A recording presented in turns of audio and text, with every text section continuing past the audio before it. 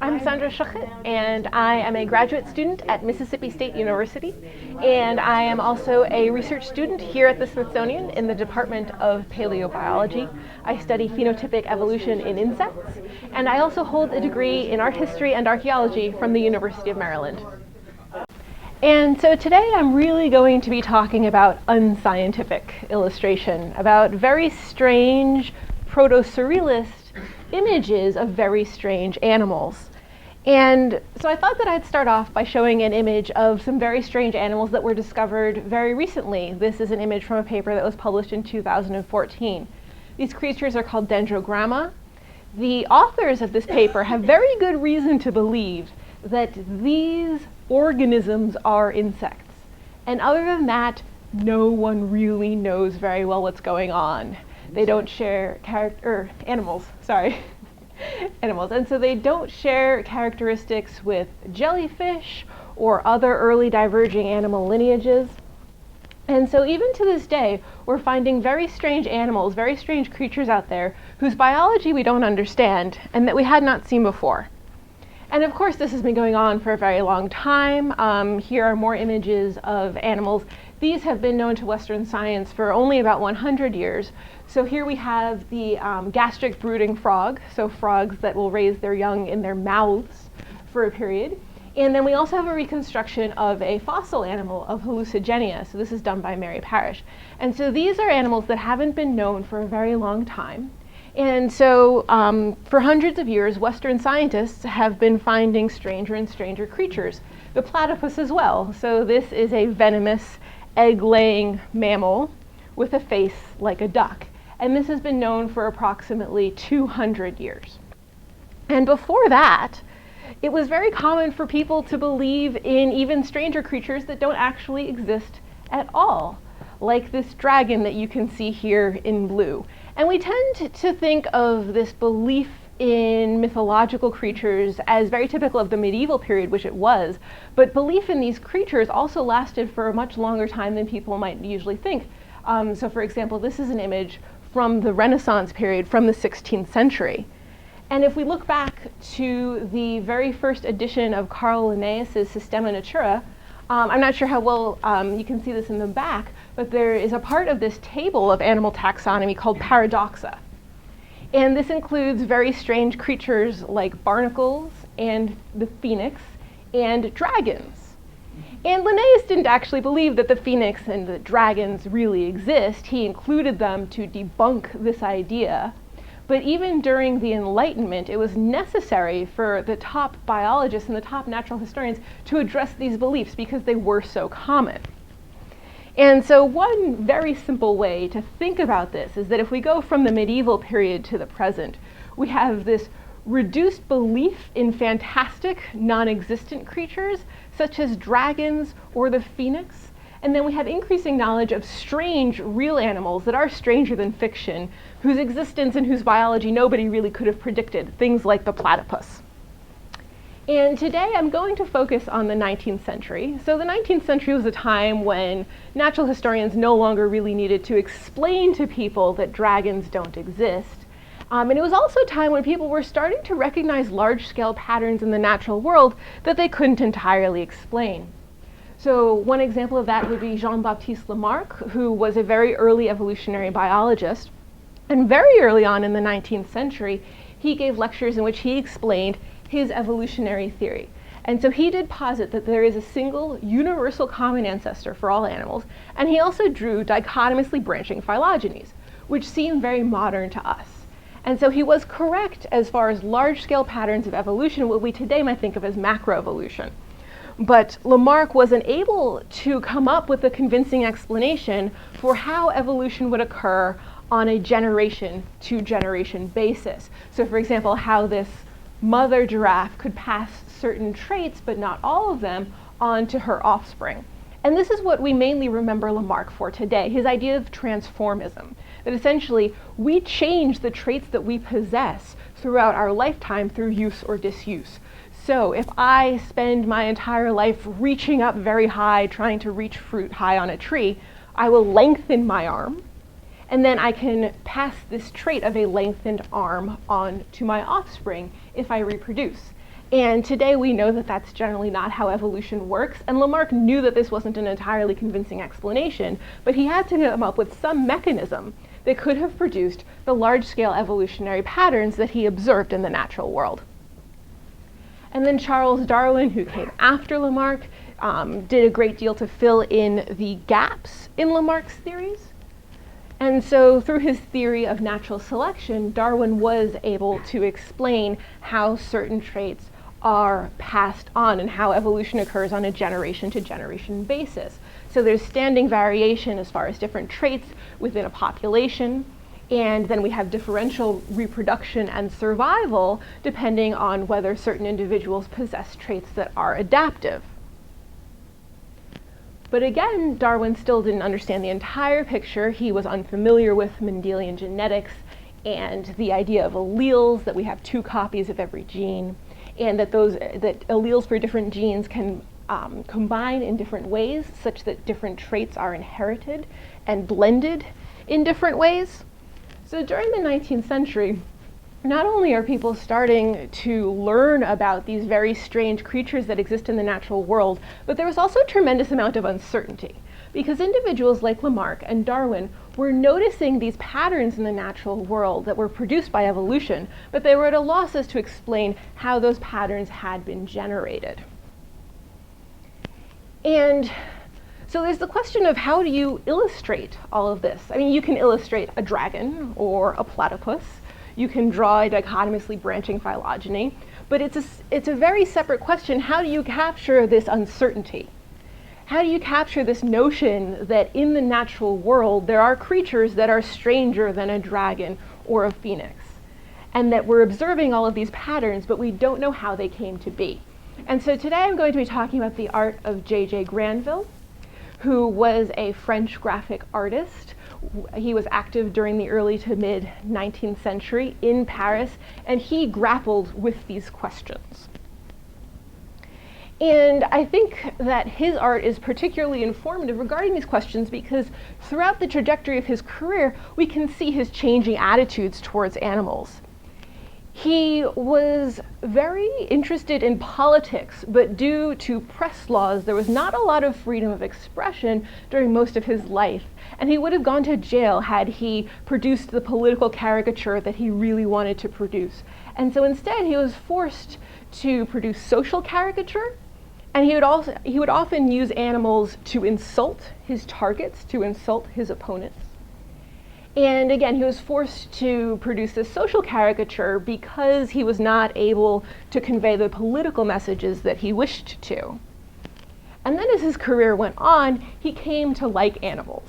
And many members of the lay public, many non-scientists, including art historians, when they talk about animals, they often mean mammals and birds and maybe reptiles. But as Joel said, I'm interested in insects, and so when I say animals, that includes invertebrates. And we're going to see how his attitudes towards invertebrates in particular changed as he came to feel affection for them. And then lastly, during the final of the 3 major phases of his career, he used animals to illustrate evolutionary theory. And these are going to be very strange theories that not a lot of us think about today because they were replaced to a very large extent by Darwin's ideas about natural selection. These ideas aren't necessarily correct, but they are very interesting and they are reflected in Granville's art. And then lastly, Granville was living and working in early 19th century Paris, mid-19th century Paris, which really was the center of the natural history world during that time. There were major collections there, arguably the most important collections in the world, with the museum and the zoo in the Jardin des Plantes. That is where Lamarck, for example, lived and worked. And so in addition to these major collections, there was also some revolutionary and foundational biological thought coming out of the museum at that time. And so I'm going to go through each of the 3 major phases of Granville's career. And the first we can see in a series of lithographs called Modern Metamorphoses in English, and this was published in 1829. And so here these are social caricatures. Granville is essentially making fun of the middle class sort of a gentle, playful type of mocking. This really wasn't hard-hitting commentary. And as you can see here, the majority of the animals that we see are mammals. And essentially what Granville did was he put non-human animal heads onto animal bodies. And each of these animals would have had a particular meaning for Granville's audience that they would have recognized right away. And this convention of putting animal heads onto human bodies has a long tradition in Western art going back to Aesop and the ancient Egyptians. So this was hardly revolutionary. And as you can see here, we have one invertebrate, we have an insect in the back, and this is not particularly anatomically correct. The antennae are treated like bunny ears and they're pushed behind the eyes. And this is rare because in modern metamorphoses, most of these prints don't include any invertebrates at all. And Granville's enthusiasm for using these animal heads to mock his targets was largely influenced by the practice of physiognomy, which is now recognized to be a pseudoscience. And this was pioneered and publicized by Johann Caspar Lavater. And so he wrote a book in which he explained physiognomy. And physiognomy is essentially the idea that you can learn about a person's intelligence and their other traits by looking at their face, particularly the angle at which their forehead slopes. And this is entirely pseudoscientific. This has been thoroughly debunked. Nobody believes this. But it was very popular at the time with all sorts of people. This book sold extremely well. And of course, caricaturists loved this because it gave them a very easy way to mock their targets simply in the way that they drew them. And so nobody believed in this anymore. But it was extremely popular when Granville was starting out. And physiognomy was usually used to compare different humans with each other. But these are two early sketches of Granville's from roughly around the time that he published Modern Metamorphoses. And here you can see that he's interested in physiognomy. If you look at this sketch at the top, you can see that he's even drawn in the angles at which the foreheads of the different animals slope. So he's clearly influenced by physiognomy. But instead of comparing different humans to each other, he's comparing humans to these non-human animals. And then in the sketch at the bottom, once again, he's posing a human like a bear and exploring the similarities between them.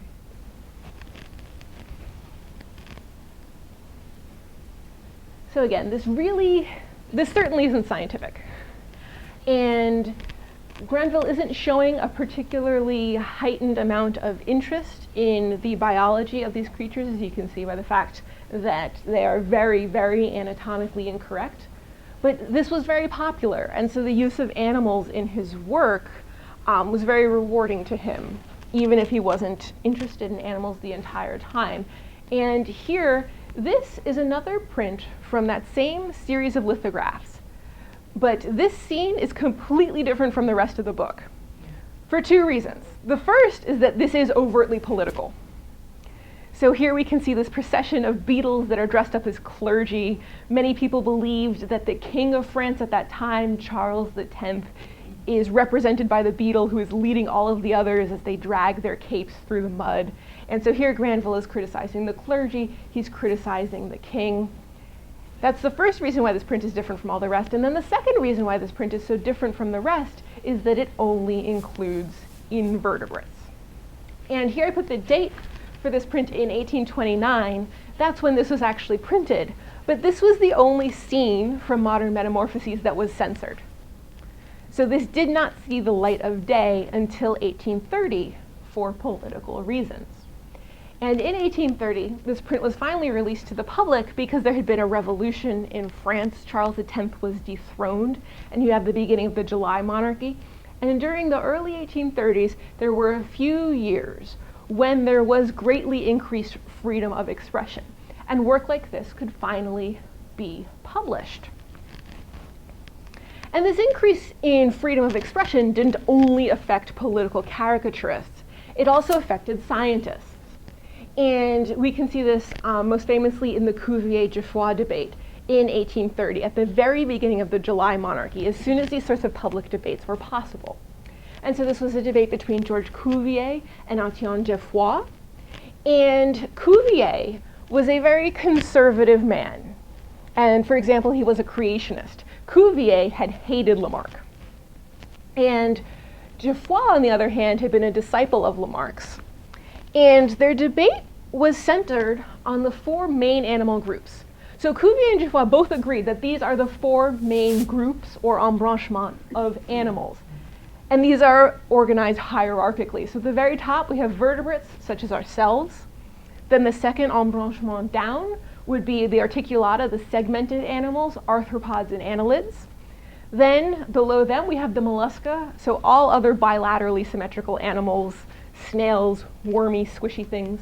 And then at the very bottom, we have the radially symmetrical animals, such as echinoderms and cnidarians.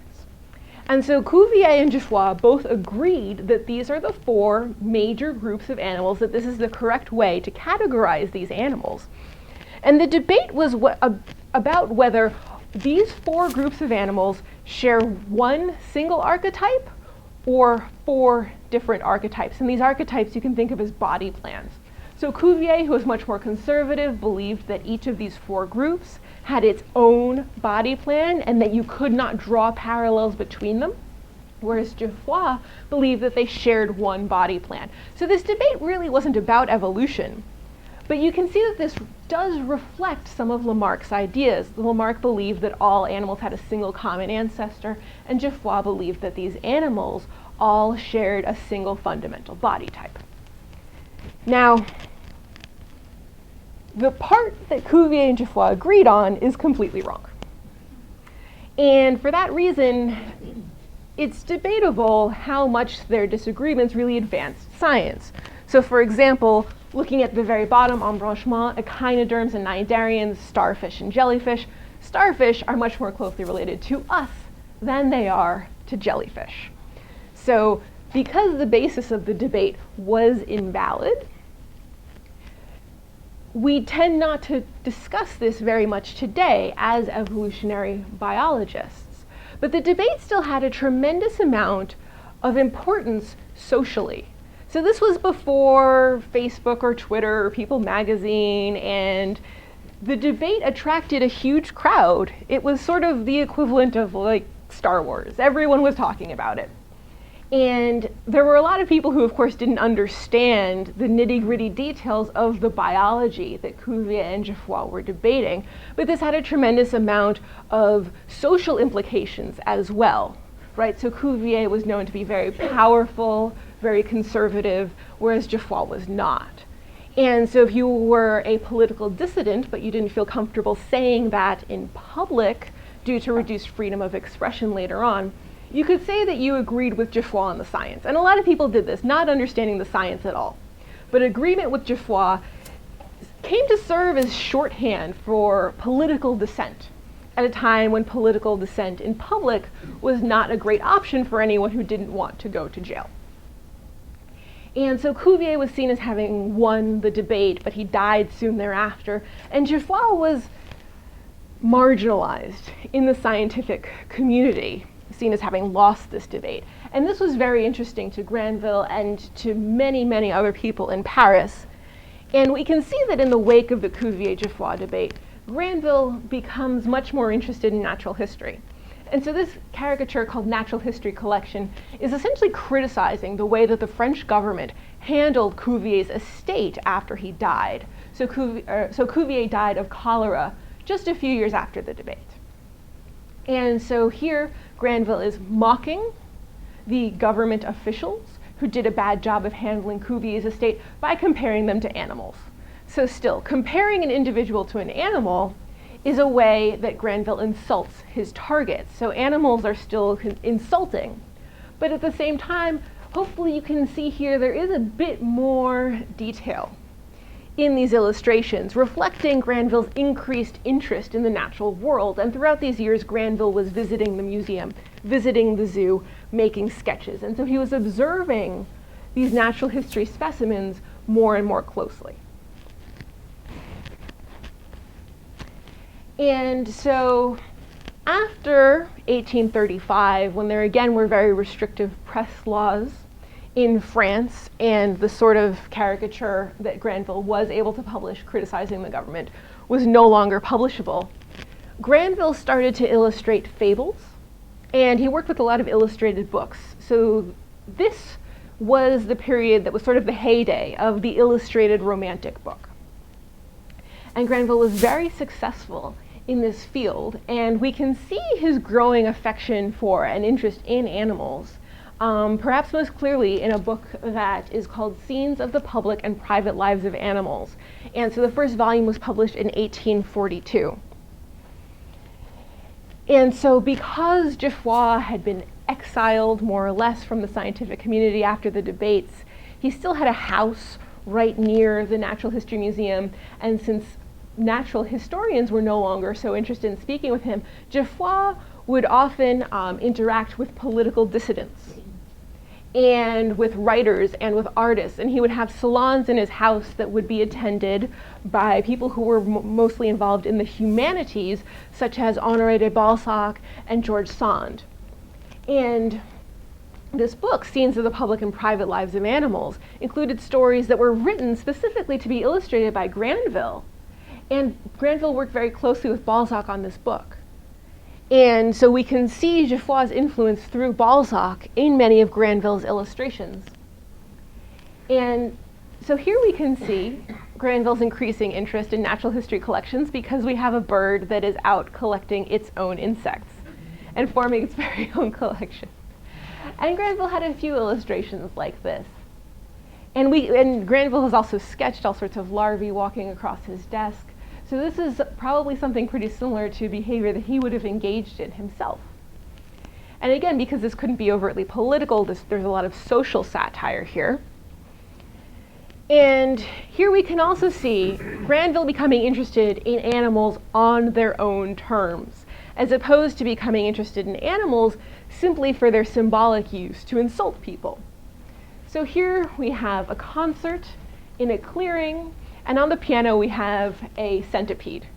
And what better animal than a centipede to play the piano because it has so many appendages that it can use to touch all of the keys. And so we have our little centipede playing its centipede-sized piano. And then we also have insects forming a chorus, and you can see that these beetles, their wings and their elytra sort of form skirts. So here Granville is looking at the entire body of an animal, and he's really referencing their biology as he anthropomorphizes them by having them play the piano or by having them wear a skirt. And here we can see some beetles getting ready for battle. And again, we can see his interest in the entire body of the beetle. So we have these beetles holding shields, and the shields in many cases reflect the texture of the elytra, of the hardened wing coverings of these beetles. And the elytra and other aspects of the anatomy of these beetles are rendered in very, very, very exacting detail. This isn't correct.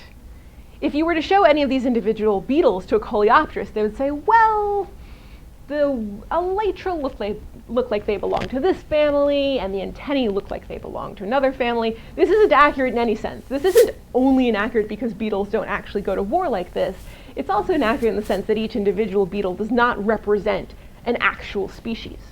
So I think of this as quasi-scientific. It's really not scientific at all, but it looks scientific because Grandville, after having visited the zoo and the museum on so many occasions, had learned to essentially appropriate the techniques of actual scientific illustrators, and he would use them to substantiate his ideas. And the extent to which quasi-scientific is perhaps best appreciated if we compare Granville's earlier beetles, which have very, very, very little anatomical detail at all. These are wearing robes that sort of look like elytra. If we compare these early beetles to the beetles that we see in Scenes in the Public and Private Lives of Animals, with all of this convincing, false but convincing detail in the antennae, in the legs, throughout the beetle's body. And because this was a rather lighthearted publication that was meant to have pleasing illustrations, there are some very pleasant images here, such as a moth and the flower lady that it is pollinating, getting along with each other very well. And this does show sort of an appreciation of and an enjoyment of natural history that certainly was absent from Granville's earlier caricature. And then lastly, here we can see Granville comparing an insect to man's best friend. And so we can really see his growing affection for all animals, including invertebrates, including insects, in this book. And then lastly, the third of the three major phases of Granville's career, when he became proto-surrealist. And this is best seen in his book entitled Another World. So scenes of the public and private lives of animals had been a tremendous commercial success. And very soon after that success, things started to fall apart for Granville. He had a misunderstanding with his publisher that led to a duel. So he and his publisher weren't really close friends anymore. Also, Granville's first wife died. And his wife had really kept his stranger tendencies at bay, and she really prodded him to continue doing the sort of work that would make him commercially and socially successful. And so when she died, in a sense, he became untethered from the people who had brought him to commercial success. And so he didn't have a publisher anymore. He didn't have the commercial and social guidance of his wife. And so for better or for worse, Granville finally started producing the sort of illustration that he had wanted to produce for a very long time. And so he came out with Another World, and this is considered to be a proto-surrealist publication. And surrealists did love this at the height of the surrealist movement. And here, instead of social caricature or political caricature, it's almost as if Granville is making fun of reality itself. Many of these images, many of these scenes may have started out as mocking some particular idea or some particular person, but then this just became so strange that the strangeness sort of took over from the wider context.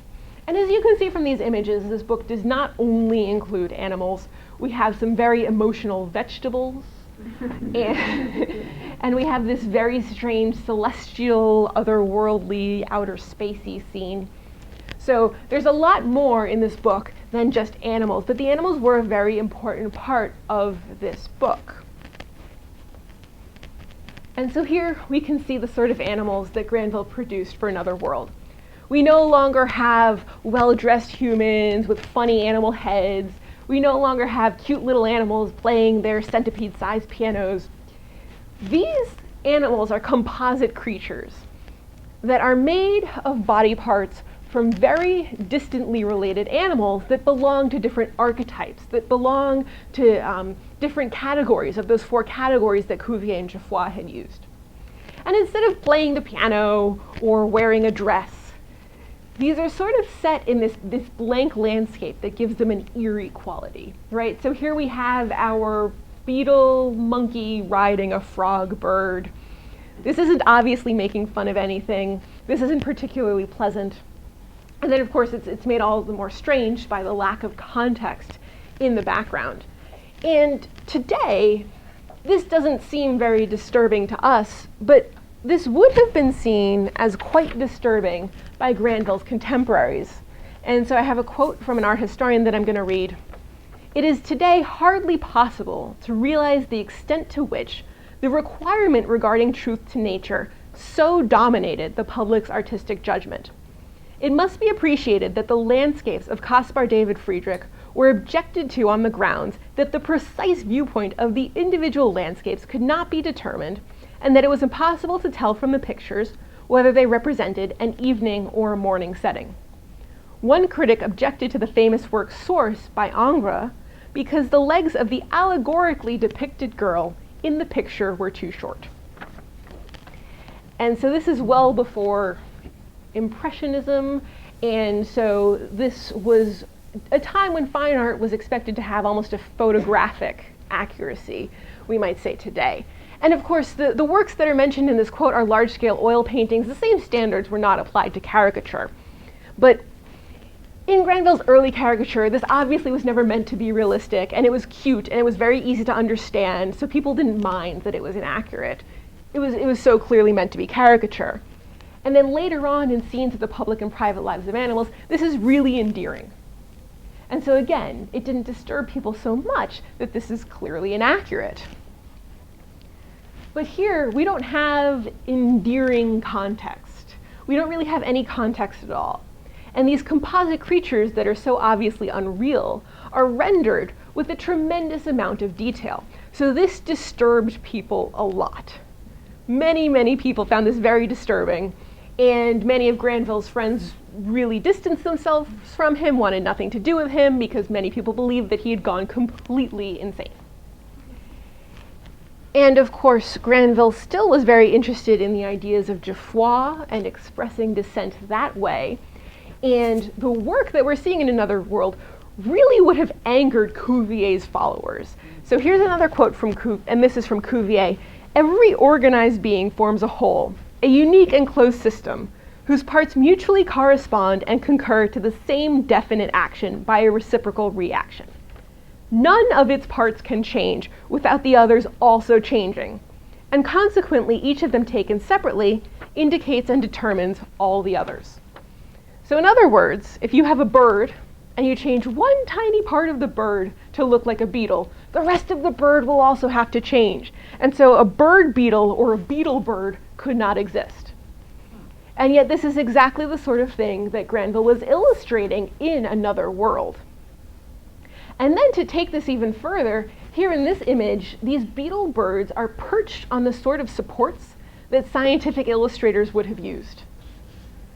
So Granville is very, very clearly referencing scientific illustration when he is portraying these unreal creatures. And that is part of what made this so disturbing. And it wasn't just Cuvier's followers who disliked this, but also figures in the humanities. So this is the last quote I'm going to read. It's from Baudelaire. Although honestly, you can just look at Baudelaire's picture and get a sense of what he might have thought about Granville. And I'm not going to read the entire thing, but Baudelaire says, "There are superficial people whom Granville amuses. As for me, I find him terrifying.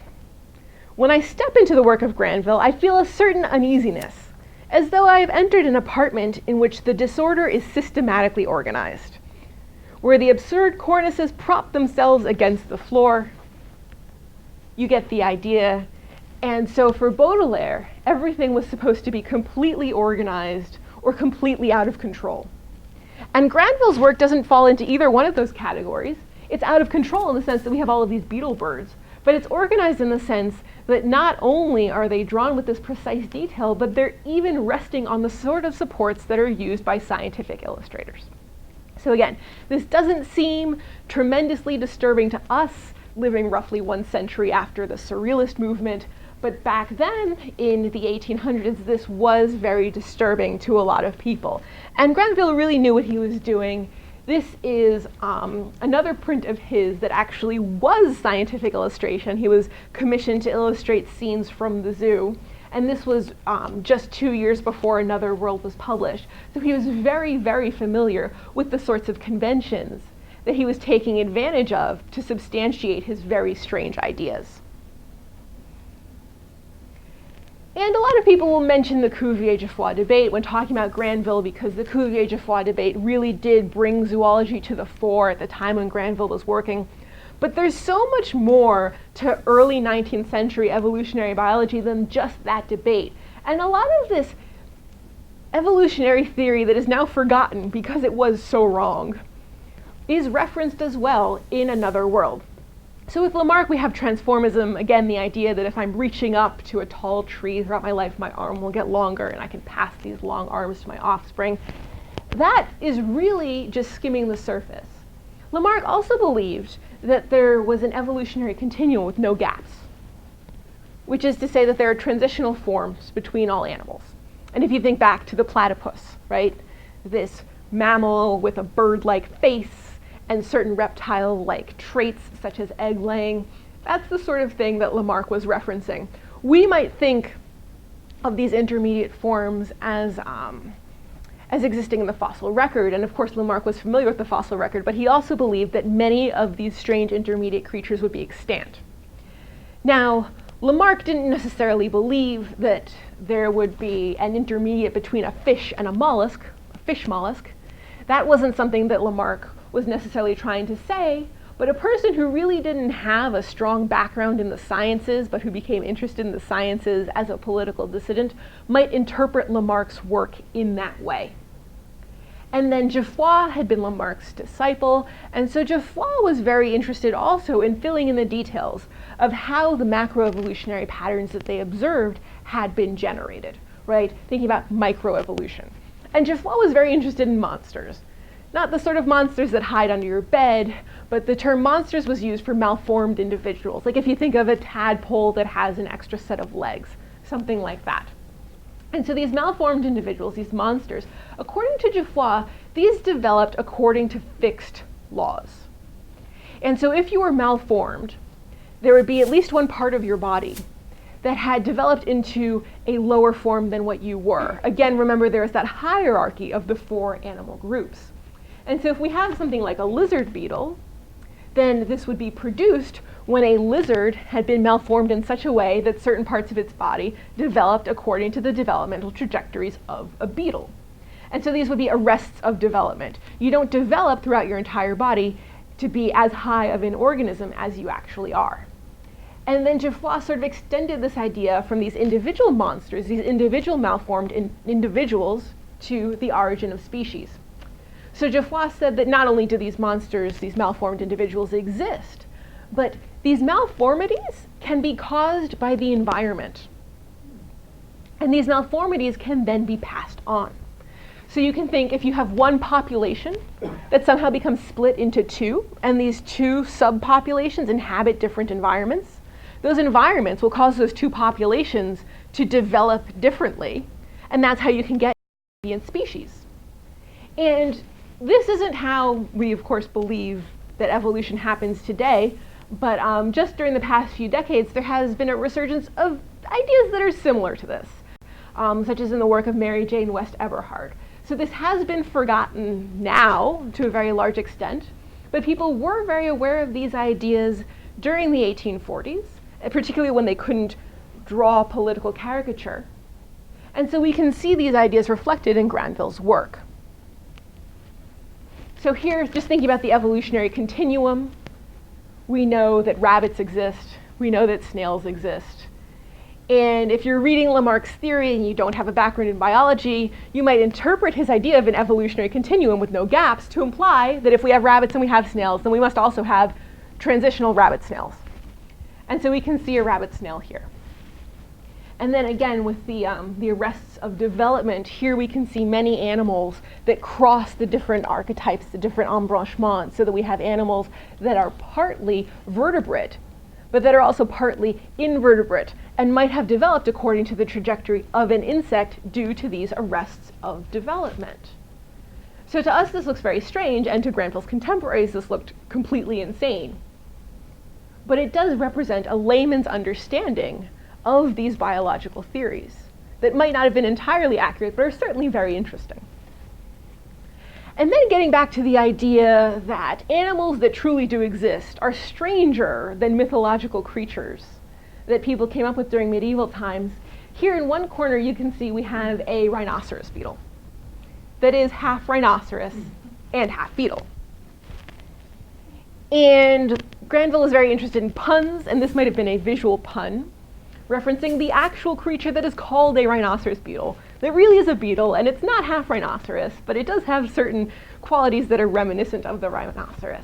And this would have been well known to people in Europe who were interested in natural history. So you can see here there's an illustration of a rhinoceros beetle from the 1700s.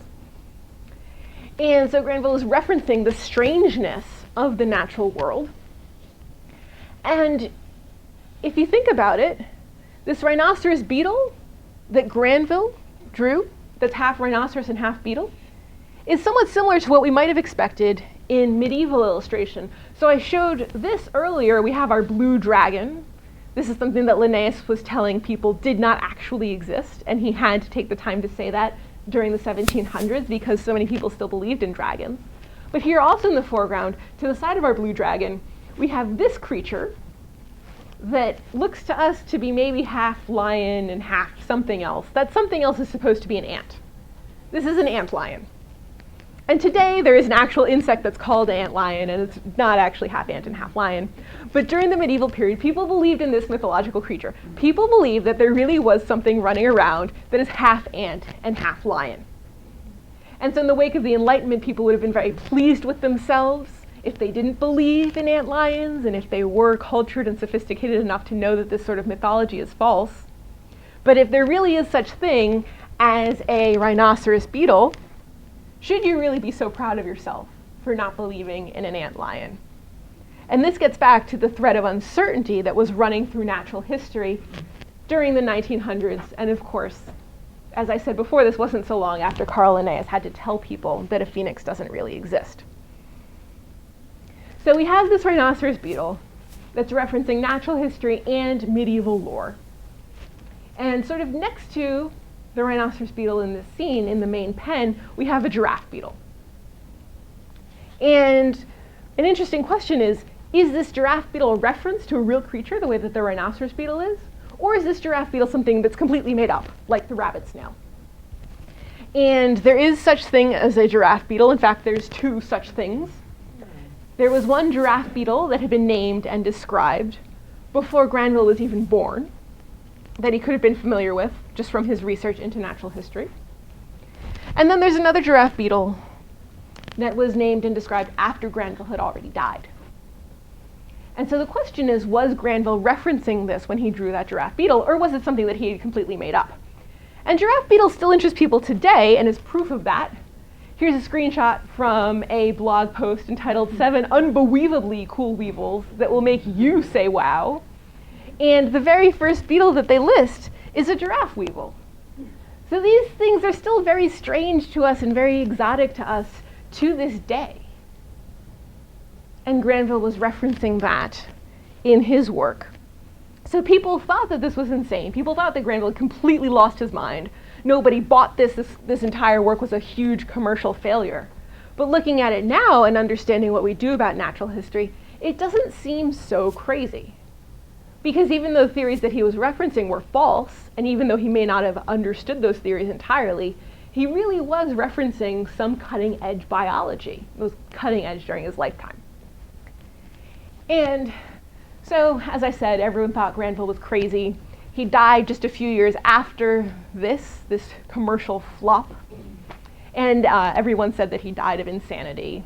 And his second wife had all of his papers buried with him because they were so embarrassed by how insane he was.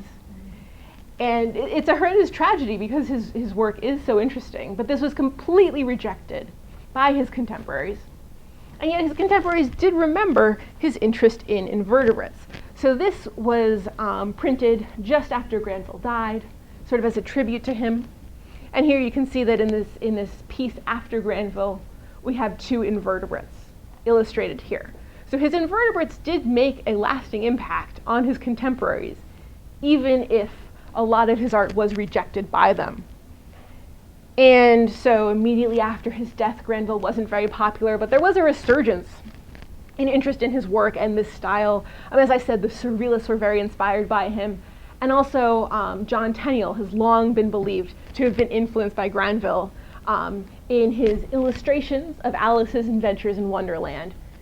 And you can sort of see that this is reminiscent of Granville with this caterpillar smoking a hookah while sitting on a mushroom. And since I've gotten to the point of showing you a caterpillar smoking a hookah while sitting on a mushroom, it might be time to wrap this up. So in conclusion, Granville's late work appears very strange. It appears quite strange to us today, and it was rejected for being way too strange when it first came out. And when we think about the influence that he's had on the artists that came after him, we don't think about scientific illustrators, right? Because this theory was lost so quickly. This early evolutionary theory was lost very soon after Granville died. So he might not have had a lasting influence on the field of scientific illustration, but he did reference a lot more science than people give him credit for. And he explored this overlap between mythology and between the natural world, the idea that the truth can be stranger than fiction, and we're still finding these stranger than fiction animals to this day. And his work is really interesting because it illustrates a layman's understanding of pre-Darwinian evolutionary theory. So understanding of evolution, attitudes towards evolution, that's a hot topic to this day in places like this museum. And so this presents a very interesting snapshot in time of how the public reacted to evolution before the very, very basic components of evolution were even understood by biologists.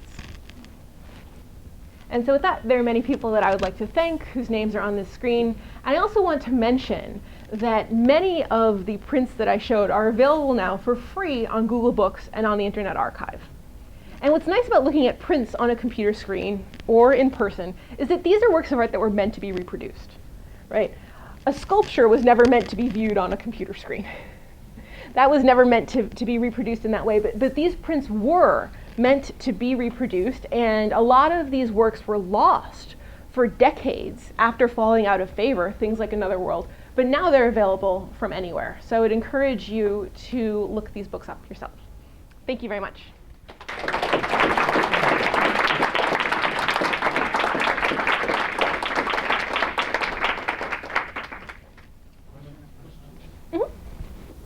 When my children were small, I bought 2 sets of, they were like playing cards, but they were cut in half.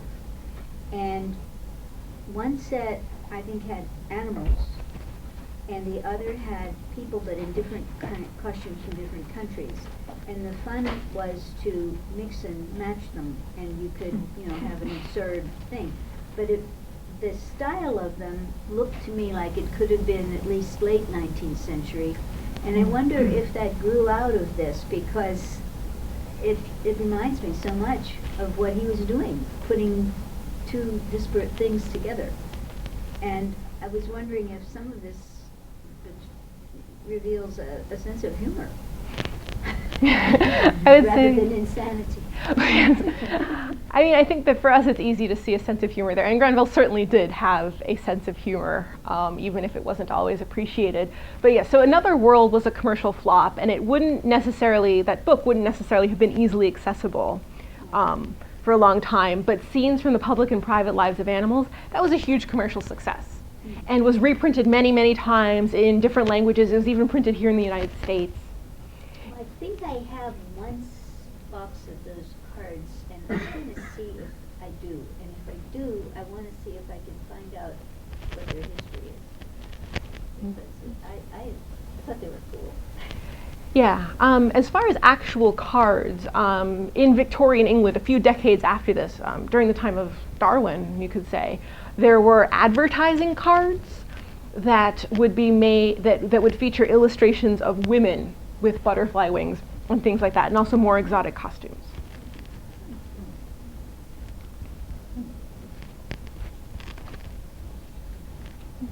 Oh, you mentioned that he thought he collected his own insects, and I was wondering, is there evidence that he visited museums and looked at specimens? And I mean, he obviously must have had some kind of magnifying devices to see the detail that he's showing. Did you find any evidence about his source material? So not all of his sketches have survived for various reasons. If you look at his original sketches of insects, they tend not to be particularly detailed, the ones that have survived. But it's well known that he read Cuvier's Animal Kingdom, which would have featured a lot of scientific illustration.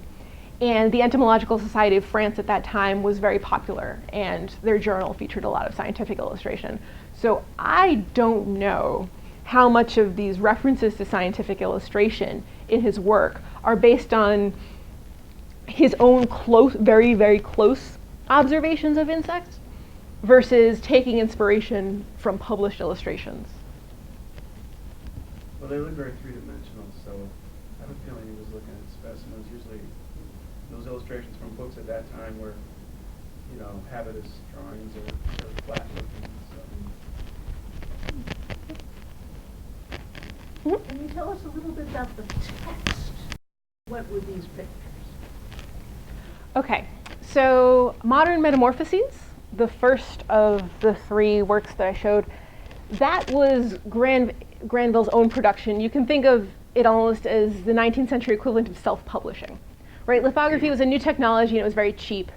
And so all of the young, starving artists in Paris would come out with these lithographic albums like Modern Metamorphoses, and there were even caricatures making fun of that. There were songs making fun of that. So that was very popular. When you didn't have a lot of money, you would just produce your own lithographic albums. And there was very little text that went along with it.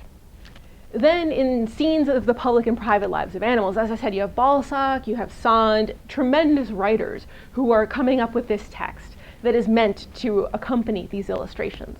And that did often reference the Cuvier-Dufour debate and things like that. And so that is very, you could say, very good text, very worthwhile reading. And it was a lot of social caricature, because during the 1840s, you would go to jail if you overtly criticized the king or those who were in power. And then Another World, the last of the three works that I showed, the text was absolutely horrible. Granville came up with it himself, and then there was a writer who sort of rewrote it. With Another World, Granville's idea was that the images should have primacy. The images should come first and the text should follow. And so he came up with these images before he really had very much of a narrative in mind, and then they had to fit the narrative to it later. And that was very widely criticized.